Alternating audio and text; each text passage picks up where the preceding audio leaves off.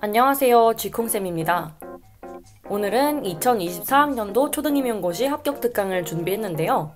1차와 2차를 통합해서 강의를 준비했으니까 2023학년도 임용고시를 준비하시는 분들도 들으셔도 좋을 것 같습니다. 2차 임용고시를 앞두고 있다면 제가 타임라인을 준비해 둘 테니까 2차 준비부터 들으시면 되고요. 나는 내년 임용고시를 준비한다. 전반적으로 임용고시라는 것이 도대체 무엇인지 알고 싶다 하시는 분들은 처음부터 끝까지 다 들어주시면 되겠습니다. 제가 예전에 올렸던 영상들 중에서 쓰였던 자료도 일부 있는데 올해 실정에 맞게 조금씩 더 고쳐서 새로운 영상을 준비를 했으니까 앞으로는 이 영상으로 참고를 해주시면 되겠네요. 일단 저의 양력은 다음과 같습니다. 2019학년도 경기 초등임용고시 그리고 2021학년도 서울 초등임용고시 합격을 했고요. 합격 이후에는 각종 임용고시 관련 사업을 하고 있습니다. 저는 이렇게 생긴 교육과정 미니북을 만든 사람입니다. 요게 사실 시초였고 이제 2021, 2022, 2023 초등임용고시 대비 교육과정 미니북을 제작을 해서 배포를 했습니다. 쥐콩쌤의 행복교실이라는 유튜브 계정을 운영을 하고 있고요. 어머니께서 종교도 없으신데 저의 합격을 바라는 마음으로 절에 가셔서 보내주셨던 사진이에요. 여러분도 모두 합격할 수 있습니다. 사실 저는 1년을 더 쉴 수 있을 줄 알았는데 바로 이렇게 발령이 나버렸어요. 그래서 경기도에서 1년 더 일을 하다가 바로 3월 1일자로 다시 발령이 나서 지금은 서울에서 근무를 하고 있는 겁니다. 그럼 소개는 여기까지 하고 빠르게 목차를 살펴보겠습니다. 먼저 임용고시 1차 강의를 스타트로 해서 2차 강의, 마지막으로 2차 팁, 요 순서로 진행을 해보도록 할게요. 1차 강의입니다. 임용고시란 일단 교사가 되기 위해서 꼭 치러야 할 시험이고요. 출제 기관은 한국교육과정평가원입니다. 이 시험의 공식 명칭은 공립초등학교 교사 임용후보자 선정 경쟁시험입니다. 출제 방향은 다소 추상적인데요. 공정, 객관, 신뢰성 있는 출제 및 채점을 통해서 전문적인 능력을 갖췄는지를 평가할 수 있는 문항을 출제한다고 되어 있습니다. 아까도 말씀을 드렸듯이 시험 관리기관은 한국교육과정평가원인데요. 일부 시도교육청 같은 경우에는 2차 시험은 자체적으로 출제를 합니다. 그래서 자신이 지망하는 교육청의 홈페이지 공고문을 참고를 하셔야겠습니다. 제가 이 영상에서 설명을 드릴 때 경기도 응시생들이 제일 많으니까 조금 경기 중심으로 예를 들어서 설명을 하겠지만 꼭 자신이 지망하는 지역의 공고문을 숙지하셔야겠습니다. 그럼 시험 과목과 배점 그리고 시간을 살펴보도록 할까요? 1차 시험은 11월 초중순, 2차 시험은 이듬해 1월 초중순 이렇게 봅니다. 시험 과목은요. 1차 시험에서는 교직 논술 20점, 교육과정 A, B 80점 이렇게 시행이 되고 있습니다. 예외적으로 강원도교육청의 경우에는 2021학년도부터 교직 논술 과목만 실시하고 있습니다. 그리고 특징적인 것이 교육과정은 기입형 그리고 서술형이라는 것인데요. 수능 같은 시험처럼 1번, 3번, 2번, 4번 이렇게 번호를 고르는 것이 아니라 말로 풀어서 쓰는 문제가 되게 많아요. 그래서 고등사고력을 요하는 문제도 나온다라고 이해하시면 되겠습니다. 2차 시험 같은 경우에는 교직 적성 심층 면접, 교수학습 과정안 작성, 수업 실현, 영어 면접 및 영어 수업 실현 이런 과목들로 구성이 되는데요. 교수학습 과정안 작성 같은 경우에는 없는 교육청도 있습니다. 그래서 역시나 세부사항은 자신이 지망하는 시도교육청의 공고문을 참고하시면 되겠습니다. 시험 출제 범위는 이렇게 되어 있는데 다소 추상적이니까 이것도 잠시 영상을 멈추셔서 참고만 하시면 되겠습니다. 1차의 시험 과목들을 자세히 살펴보도록 할까요? 교직논술과 교육과정으로 구성이 되는데 5년 이내에 응시한 한국사 능력 검정 시험도 필요합니다. 저의 경우에는 고등학교 때 요거를 따놨었는데 혹시나 재수를 하게 되면 유효기간이 끝날까봐 3학년 실습을 할 때 미리 받았습니다. 그래서 여러분도 자신의 자격증이 언제 만료되는지 미리 알아보셔서 바쁜 시기가 오기 전에 미리미리 따놓길 바랍니다. 아까도 말씀드렸듯이 강원도교육청만 예외로 교직논술 100점으로 선발하고요. 문항수는 마지막에 적힌 대로 교직논술 1문항, 교육과정 22문항입니다. 교직논술은 2020학년도 시험까지 원고지에 작성을 하도록 했고요. 분량 제한도 있는 형태였지만 2021학년도부터는 중등교육학 논술 양식처럼 변경이 되면서 분량의 제한이 없어졌습니다. 교육과정의 경우에는 교육과정 A, 교육과정 B로 나누어지는데 과목의 구성이 매년 조금씩 달라질 수 있으니까 1차 공고문을 잘 참고하시면 되겠습니다. 교육과정 과목별 배점표는 다음과 같습니다. 보시면 국어, 수학, 사회, 과학이 가장 배점이 높고요. 그 다음에 체육, 그 다음에 영어 이런 식으로 갑니다. 바슬즐이라고 하죠. 바른 생활, 슬기로운 생활, 즐거운 생활을 합쳐서 4점입니다. 총창안은 우측 하단에 적힌 것과 같이 총론, 창의적 체험활동, 그리고 안전한 생활로 구성이 됩니다. 이번에는 2차 시험 과목을 살펴보도록 할게요. 교직적성 심층 면접, 교수학습 과정안 작성, 수업 실현, 영어 면접 및 영어 수업 실현 등이 있다고 말씀을 드렸는데요. 2차 시험의 경우에는 1차 시험과 달리 지역별로 차이가 정말 큽니다. 과정안이 없는 지역도 있고 수업 실현에 수업 나눔이나 반성적 성찰 이런 부분이 추가가 되는 경우도 있고요. 그래서 맨 마지막에 적힌 대로 자신의 지망 지역에 맞는 심층적인 대비가 필요합니다. 스터디를 꾸리실 때도 그 지역을 지망하는 사람과 같이 해야겠죠. 요약해보도록 하겠습니다. 1차의 만점은 100점, 준비기간은 1월부터 11월 정도까지 10개월. 저 1학년인데 경쟁률이 높은 지역에 지망을 하기 때문에 지금부터 공부를 하고 싶어요 라고 하시는 분들이 계신데 소용이 없습니다. 저도 막 괜히 실습 나갔을 때 10월, 11월, 3학년 10월, 11월부터 논술 혼자 써보고 막 그렇게 했었는데 그냥 남들 다 시작하는 시기에 맞춰서 해도 성실하게 하기만 한다면 괜찮더라고요. 그래서 너무 조급해하지는 않으셨으면 좋겠습니다. 이제부터는 용어를 정리해보도록 하겠습니다. 제가 아까 교육과정 A, 교육과정 B 이런 과목이 있다고 말씀을 드렸는데 이 교육과정은 출제 범위가 초등교육과정 전 범위예요. 이게 조금 추상적이니까 교육과정을 조금 뽀개서 생각을 하면 기본이론, 지도서 총론, 교육과정 총론 이런 식으로 뽀갤 수 있고요. 그 다음에 실제적으로 지도가 이루어지는 초등학생들에게 지도가 이루어지는 부분이 강론이라고 생각을 하시면 되겠습니다. 지금은 잘 구분이 안 되실 텐데 공부를 하면서 또는 인강을 들으면서 자연스럽게 이 용어들이 구분이 되실 겁니다. 다음을 살펴보도록 하겠습니다. 내체라고 하는 것이 있는데 내용체계표예요. 이 내용체계표에는요. 영역, 핵심 개념, 내용 요소, 기능 등 각 과목에서 핵심이 되는 키워드들을 표라는 형태로 담고 있는 것입니다. 다 외워야 된다라는 것은 아니고 과목별로 중요도가 존재합니다. 제가 조금 이따가 보여드릴 텐데 그 암기 중요도 표를 잘 따져보시면서 공부를 하시는 것을 추천드립니다. 그리고 교학방이요, 평방이요, 교학평방 요거는 제가 만들었던 그 교육과정 미니북 거기에 있는 애들인데 이게 국가에서 나온 교육과정 문서예요. 거기 있는 문구들인데 그 문구들 역시 중요도가 과목에 따라서 다르기 때문에 이것도 이따가 표를 참고하셔서 선택적으로 외우시면 됩니다. 다음으로는 교육학이에요. 이 영상을 보시는 분들 다들 교대에 재학 중이시잖아요. 또는 졸업을 하셨거나 그때 수업 시간에 교육심리, 교육철학, 교육방법, 교육공학, 교육행정, 교직실무, 상담이론 등들을 들으셨을 텐데 1차 과목 중에서 배점 20점에 해당하는 교직논술 과목을 대비하실 때 교육학 공부를 하게 됩니다.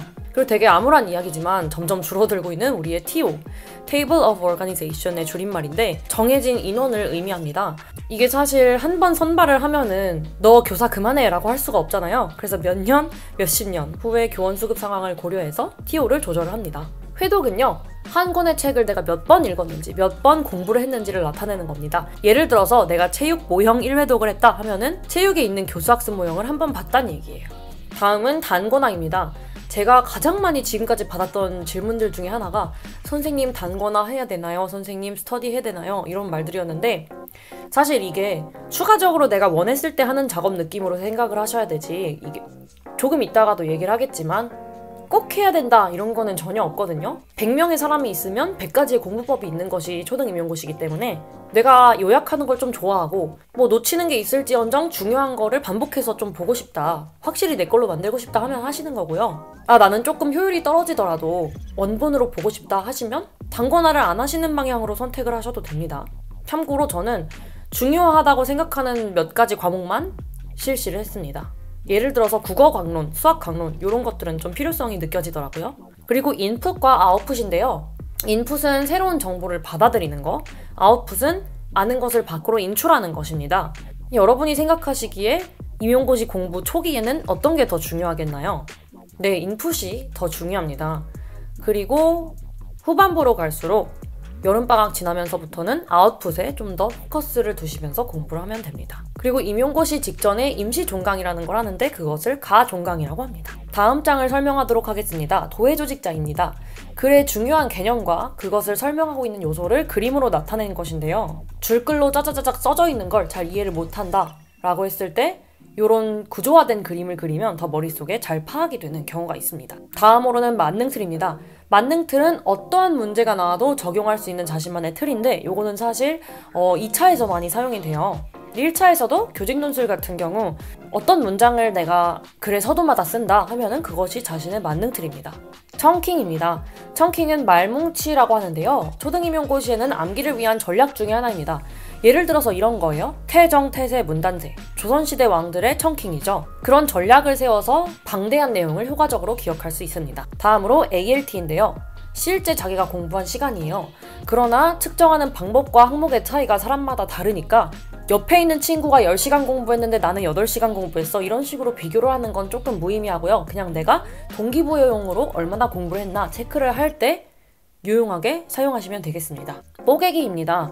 뽀개기는 시험을 얼마 남겨두지 않은 시점에서 짧은 기간 안에 내가 전 범위를 복습하고 싶다라고 할 때 사용하는 공부법이에요. 뭐 제가 1987, 65431 이런 식으로 적어뒀는데 요거를 꼭 이런 패턴으로 해야 된다는 건 아니고 본인이 얼마가 지나야 학습 내용을 까먹는지, 얼마나 지나야 복습의 필요성이 느껴지는지 이런 페이스에 맞추셔가지고 기간을 스스로 정하시면 됩니다. 만약에 뽀개기를 짝 스터디로 한다면 그것을 뽀짝이라고 합니다. 참고로 저는 뽀개기를 혼자 했습니다. 암기펜입니다. 암기펜은 자신이 어떤 내용을 암기하고자 할 때 사용하는 진한 펜이에요. 이것도 역시 조금 이따가 보여드릴 텐데 너무나도 많은 곳에 암기펜을 칠하시면 역효과가 날 수 있으니까 적당한 정도만 활용을 하셔야겠습니다. 사키나모식 암기는 시장에 가면 사과도 있고 시장에 가면 사과도 있고 바나나도 있고 이런 식으로 매일 누적해서 복습을 하면서 암기할 부분을 점진적으로 늘려나가는 방법이에요. 말터디는요, 스터디를 말로 하면 말터디입니다. 아니면 빈칸을 뚫어가지고 이걸 채워라 이런 거를 스터디 때 준비를 할 수도 있고요. 근데 대부분 뭐 말터디, 얼굴 만날 여건이 안 되면 전화 스터디, 줌 터디 이런 식으로도 하시더라고요. 드디어 제가 보여드린다고 했던 바로 그 표입니다. 과목별로 통암기를 해야 되고 빈칸 암기를 해야 되고 눈으로 익혀도 되고 한두 번만 그냥 훑어봐도 되고 아예 안 보고 이런 거를 제가 나름대로 구분을 했는데 이것 또한 한 사람의 공부법이지 100명 중에 한 사람의 그런 공부법이지 이게 절대적이거나 한 건 아니거든요. 그래서 여러분들께서 보시고 참고를 하는 용도로만 사용을 하시면 좋을 것 같습니다. 잠시 영상을 멈춰두시고 캡처를 하셔도 좋아요. 이제부터는 1차 시험과 관련해서 자주 묻는 질문들입니다. 선생님, 도대체 얼마나 공부를 해야 돼요? 저만 얘기를 하는 게 아니라 많은 선배님들께서 이렇게 얘기를 하십니다. 월 플러스 1시간이면 충분하다. 즉 4월에는 뭐 5시간, 8월에는 9시간, 10월에는 시험 직전이니까 10시간, 11시간 이런 식으로 공부를 하시면 충분합니다. 선생님, 나무를 볼까요? 숲을 볼까요? 이건 좀 시기에 따라 다른데요. 초기에는 숲을 보면서 머릿속에 구조화를 시키고 뭐 암기 범위를 파악하고 내가 무엇을 아는지 무엇을 모르는지 체크하는 것을 메타인지라고 하거든요. 그것을 하고 후기로 갈수록 나무를 보면서 강사가 외우라고 하지 않았던 부분, 덜 중요하다고 생각했던 부분들까지도 꼼꼼하게 보면서 고득점을 향해 달려가시면 됩니다. 제가 아까 전에 보여드린다고 했던 암기펜인데요. 암기펜의 경우에는 은는, 이가, 을을 이렇게 조사로 유추가 되지 못하도록 둘 다 써놓는 것을 추천을 드립니다. 이것은 저만의 어떤 방법이라고 할 수 있는데요. 두 번째로 나온 이 이야기는 진짜 많은 사람들이 이야기를 하는 것입니다. 자기 수준이 있는데 그거를 잘 알고 무리하게 뚫지 않아야 한다. 그래야 이 암기펜 사용이 효과가 있다 라고 얘기를 합니다. 그리고 그런 과정에서 내가 자꾸 틀린다 하더라도 아, 틀리니까 나 기분 나빠, 안 할래, 안 공부할래 이게 아니라 무조건 많이 보면서 눈으로 익히셔야 합니다. 아까 을을, 이가 이런 조사들로 유추를 못하게 한다라는 말씀을 드렸는데 전 이렇게 했어요. 어구, 문장까지만 칠하고 을 이렇게 남겨놓으면 을로 끝나도록 하려면 뭐가 와야 되나 이렇게 유추를 해버린단 말이에요. 그걸 아예 방지를 하기 위해서 다 칠했습니다. 그 다음으로 자주 묻는 질문인데요.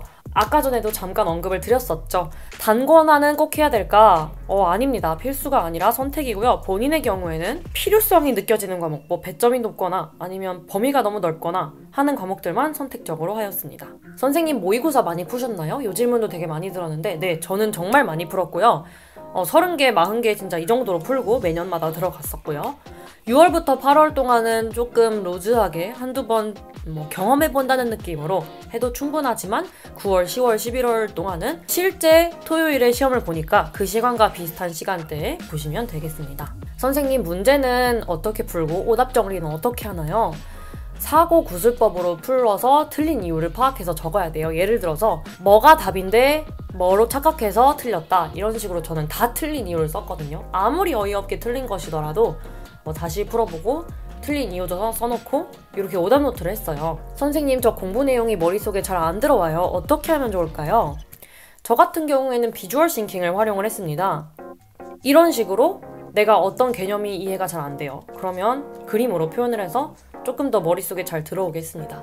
아까 언급드린 도해조직자와도 비슷한 형태라고 할 수 있겠죠? 선생님, 저는 벌써부터 멘탈이 흔들려요. 어떻게 하면 좋죠? 라고 하시는 분들, 남과 비교를 하지 말으셔야 돼요. 오늘 저 사람이 웃고 있더라도 어제는 안 외워져가지고 울었을 수도 있잖아요? 근데 내가 지금 울고 있다고 해서 지금 웃고 있는 사람이랑 비교를 하면 안 돼요. 그리고 두 번째로, 나 운동해도 될까? 맛있는 거 먹어도 될까? 놀아도 될까? 뭐 과외해도 될까? 연애해도 될까? 이런 거 걱정하지 마시고 그것도 하고 공부도 하세요. 저도 8월까지 고3 과외 했었고 하고 싶은 거 다 하면서 준비를 했습니다. 뭐 이것 때문에 핸드폰을 바꾸거나 어플을 삭제하거나 이런 것도 하실 필요 없습니다. 선생님, 저 동기부여를 좀 받고 싶어요. 역시나 이제 남들과 비교하지 말고 스스로와 약속을 한 다음에 그것을 지키시면서 공부하시면 됩니다. 저의 경우에는 공스타그램에다가 나만의 약속을 자꾸 만들어서 올렸고 몇 시에 일어나서 뭐 피드를 올린다 이런 느낌으로 저와의 약속을 만들었고, 그런 과정에서 각종 어플을 활용을 했습니다. 예를 들어서 이런 것들이 있어요. 광고 아니고요. 타임스탬프라는 어플인데 이게 딱 찍으면 그때 시간하고 그때 날짜가 이렇게 나와서 이걸로 공부 인증을 하기 되게 좋더라고요. 그리고 집중력을 길러주는 어플로 뭐 포커스 타이머 이런 어플도 있다고 합니다. 1차 스터디와 관련해서 마지막으로 언급을 하고 2차 특강으로 넘어가도록 하겠습니다. 2차 때는 스터디가 중요하지만 1차는 선택이에요. 근데 이때 공부 스타일이 자기와 다른 친구랑 같이 하면 더 효과적입니다. 예를 들어서 나는 되게 지엽적으로 파는 스타일인데 쟤는 좀 구조화를 시키는 스타일이다 하면은 좋아요. 서로 보완이 되니까요. 그리고 스터디를 언제부터 시작해야 되냐라고 물으시는 분들도 많은데, 그러니까 만약 하기로 내가 선택을 했으면 이제 하셔야 되잖아요. 기본 이론과 강론 스터디는 필요에 따라서 인강 진도에 맞춰서 뭐 조절해서 딱 복습이 될 때쯤에 이렇게 맞춰서 시작을 하면 되고요. 논술 스터디 같은 경우에는요, 그 전까지, 그러니까 6월 전까지는 혼자 좀 써보고 좀 연습해보고 교육학 공부를 하고 하다가 6월부터 실제로 적고 친구들이랑 바꿔 읽어보고 하시면 되겠습니다. 그래서 스터디의 진행 방향은 처음에, 그러니까 여름방학 전까지는 인강 진도를 안 밀리는지 좀 이렇게 확인을 하고 복습을 하고 이런 느낌에서 점진적으로 내가 아웃풋이 잘 되는지, 실제로 시험지를 딱 봤을 때 그 답을 적을 때 올바른 답을 적을 수 있는지 이렇게 초점을 달리하셔서 스터디를 진행하시면 됩니다. 이제 2차 강의로 넘어가 보도록 하겠습니다. 1차도 2차도 만점이 100점인데요. 준비 기간이 상이합니다. 30분도 되지 않는 시간 동안에 30점 또는 40점 이 정도의 점수가 결정이 돼요. 그만큼 2차도 중요하다는 거겠죠. 이거는 경기도교육청 공고인데 보통은 이런 식이에요. 심층 면접, 수업 능력 평가, 영어, 수업 실험과 면접. 시험 과목별로 평가 방법은 이렇게 되고요. 평가 시간도 10분에서 15분 이내입니다. 그러니까 이 짧은 시간 동안 몇십 점이 결정이 된다라고 생각하시면 돼요. 이것은 제 개인적인 생각인데 임용고시 2차의 성공, 실패를 결정짓는 것은 실력이 30%, 노력이 40%, 운이 30%라고 생각해요. 운이 상당히 많이 작용을 하거든요. 아무래도 사람이 평가를 하는 거기 때문에. 근데 노력이 퍼센티지가 더 높습니다. 즉 실력만큼이나 운도 중요하고 내가 어떤 채점관을 만나는지도 중요하지만 내가 노력을 한다면 커버가 가능하다는 겁니다. 짜잔! 그리고 되게 제가 잘생긴 차은우 씨의 사진을 갖고 왔는데요.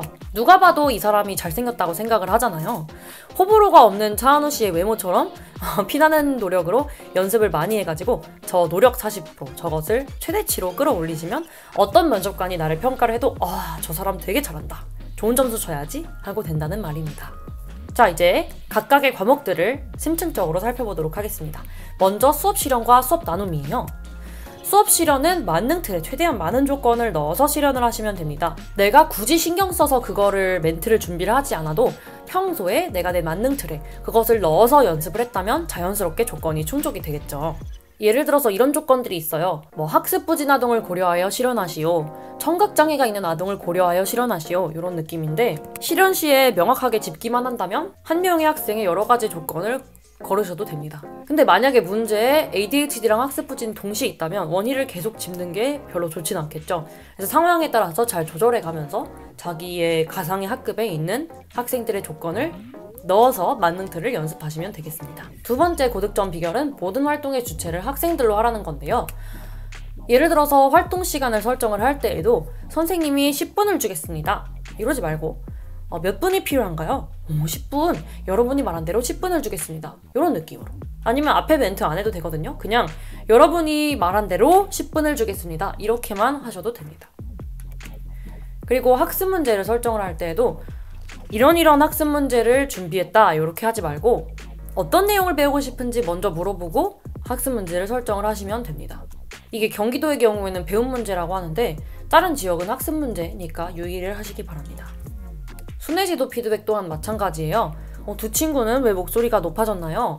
돌아가면 말하기 할까요? 이렇게 대놓고 교사가 지시를 하지 말고 두 친구는 어떤 어려움이 있나요? 어떻게 됐구나. 어떻게 해결할까? 이렇게 먼저 물어봐야 돼요. 그래서 학생들의 입에서 우와 돌아가면 말하기를 하겠다고요? 해결책이 나오게. 이렇게 하면 부가적으로 확산적 발문이라는 다른 조건까지 충족이 됩니다. 세 번째 고득점 비결은 혁신적인 문제 대비해서 당황을 하지 않는 것입니다. 보통은 예전에는 국수사과 중에서 돌아가면서 출제가 됐는데 요즘은 많은 교육청에서 혁신적인 문제를 내요. 예를 들어서 경기에서 2020학년도 문제가 진로 플러스 국어였고요. 인권이었던 때도 있었고요. 그렇기 때문에 스터디를 할 때 다양한 분야의 문제를 직접 제작해서 연습을 하시는 것이 중요합니다. 다음은 수업 나눔이에요. 요거는 경기도에만 있는 과목인데 실현을 한 다음에 그것에 대해서 내가 반성을 하는 그런 느낌이거든요. 수업 나눔을 할 때는 제가 좀 이따가 심층 면접을 설명을 드리겠지만 심층 면접처럼 기본적인 형식, 시간이나 가짓수 이런 거를 잘 채우셔야 되고요. 빅픽처를 그리는 것이 중요합니다. 그러니까 내가 수업 실현에서 여러 가지 장치들을 만들어 놓는 거예요. 예를 들어 실생활 수업을 했다든지 아니면 협력을 유도했다든지 이런 식으로 수업 실현에서부터 내가 수업 나눔에서 뭘 말할지를 심어 놓는 거예요. 그렇게 한 다음에 수업 나눔에서 나는 뭐 했다, 뭐가 좋았고 뭐가 아쉬웠다 라고 하면은 연결고리가 아주 잘 만들어지겠죠. 다음으로 심층 면접입니다. 심층 면접에서 고득점 비결은 조금 전에 설명드린 수업 나눔이랑 비슷한데 조건과 가짓수가 충족이 되는지가 중요합니다.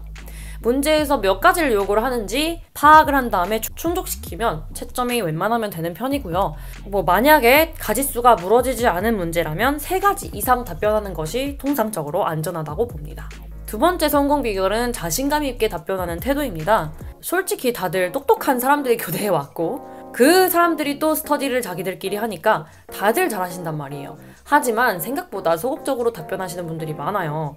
그러니까 그런 와중에 되게 자신감 있고 쾌활하게 설명을 하시면 고득점을 할 수 있겠죠. 이건 주의사항인데요. 만약에 문제가 너무 내 심금을 울린다 해가지고 울 수도 있잖아요. 근데 감정적으로 답변을 하지 않으셨으면 좋겠습니다.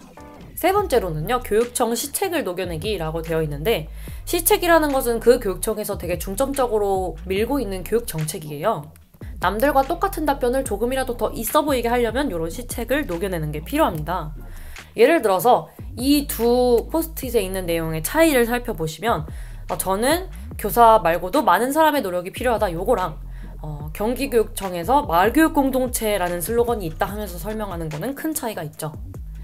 경기도뿐만 아니라 다른 교육청 준비하시는 분들도 이런 키워드 같은 것들을 좀 파악을 하셔서 심층 면접에 녹여내시면 좋겠습니다. 네 번째로는요, 자신의 진솔한 경험을 활용하는 것이 좋습니다.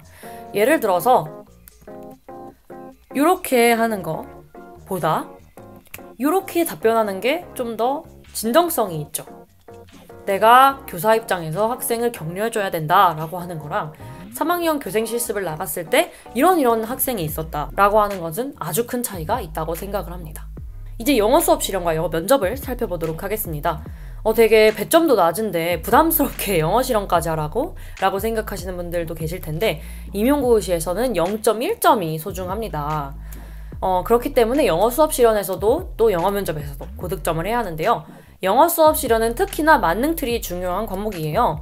차시별로 학습할 내용이 정해져 있는 편이에요. Read and write, listen and repeat 이런 식으로 활동명을 만드셔가지고 그것에 맞는 수업 실현을 하시면 됩니다.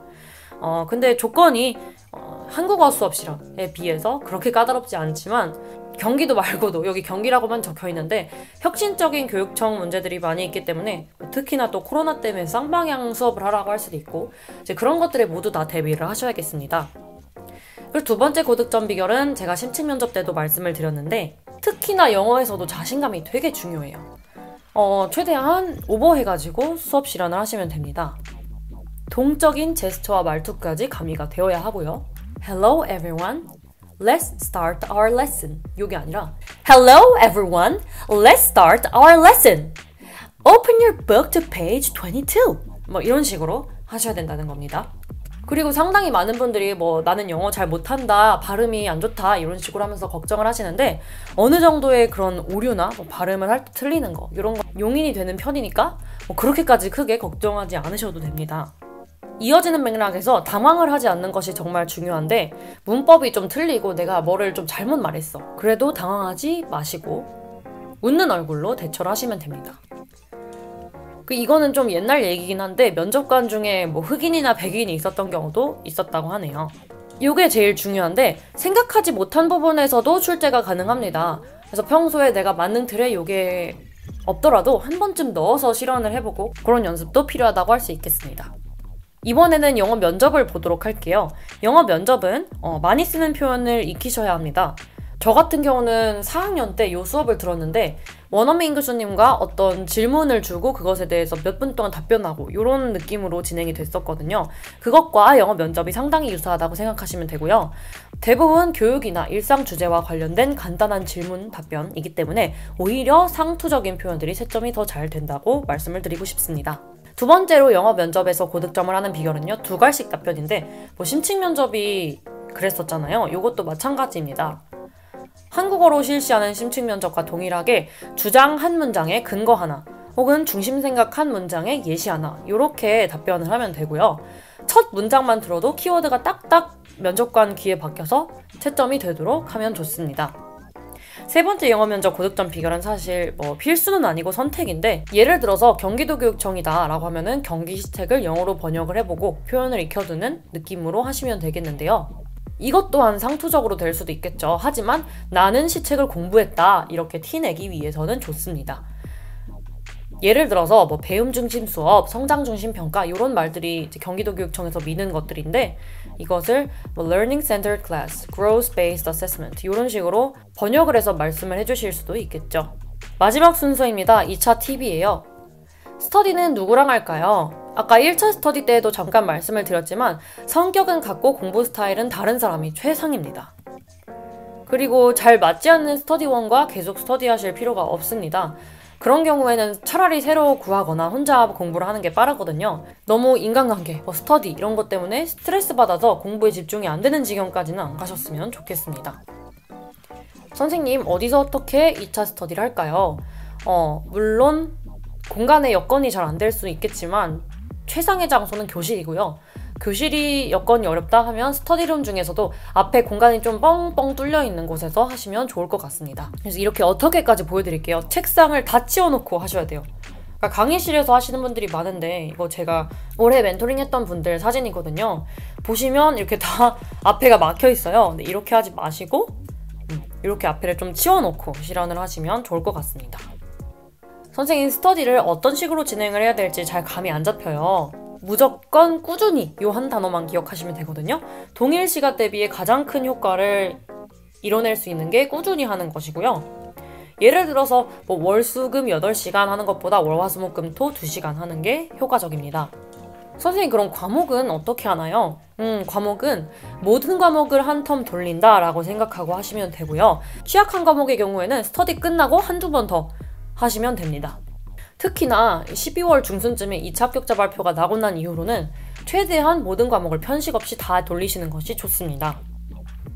선생님, 스터디를 한 다음에 이후 시간은 어떻게 활용할까요? 자기 영상 다시 한번 찍어보는 거 되게 중요하고요. 이때 스터디원의 피드백을 반영시켜서 찍으셔야 합니다. 그리고 자신이 없는 강론을 복습하는 것도 아주 좋은 방법이에요. 심층 면접에서도 생각보다 1차에서 배웠던 그 교과교육론이나 이런 내용에서도 써먹을 게 되게 많거든요. 그래서 강론이나 기본이론, 교과교육론 이런 것들 복습을 하시면서 스터디 이후 시간을 보내시면 좋습니다. 그리고 2차도 인강이 있어요. 이렇게 대비를 할 수 있는 그런 제도들이 있는데 저는 개인적으로 큰 효과가 있는지는 모르겠지만 그래도 2차를 내가 추가적으로 준비를 한다라는 생각이 들어서 안도감은 있었습니다. 그리고 네 번째로는 교육청 블로그, 인스타그램 이런 SNS를 활용을 해서 정보를 획득하시면 되겠고요. 마지막으로는 2차 관련 유튜브 많이 보시면 좋습니다. 저 같은 경우에는 중등 임용고시에서 고득점 하신 분들 영상도 거의 다 봤거든요. 도움이 많이 되더라고요. 그래서 경기도교육청을 또 예시로 들자면 이렇게 유튜브도 있고 블로그도 있고 인스타그램도 있습니다. 다 이렇게 구독을 해놓고 관심을 갖고 보시면 되겠습니다. 선생님, 스터디원과 인간관계 어떻게 해야 될까요? 함께 갈 때 더 멀리 간다 라는 경기교육의 슬로건이 있습니다. 좋은 건 나만 꽁꽁 싸매고 혼자 봐야지가 아니라 같이 봐야지 라는 마인드가 있어야 합격을 하실 수 있어요. 인맥을 활용해가지고 교사들한테 피드백을 받는다든지 이런 것들을 다 같이, 스터디원들이 다 같이 나누시기 바랍니다. 진짜 2차 시험이 임박하면 공고문에 있는 내용을 다시 한번 보시고요. 시험 때 입을 옷도 미리 골라 놓으셔야 됩니다. 인터넷으로 주문할 때는 늦어질지도 모르잖아요. 연말이고 또 이러다 보면 최소 2주 정도 여유를 두고 사셔야 합니다. 제가 실제로 입었던 사진을 이렇게 갖고 와 봤는데요.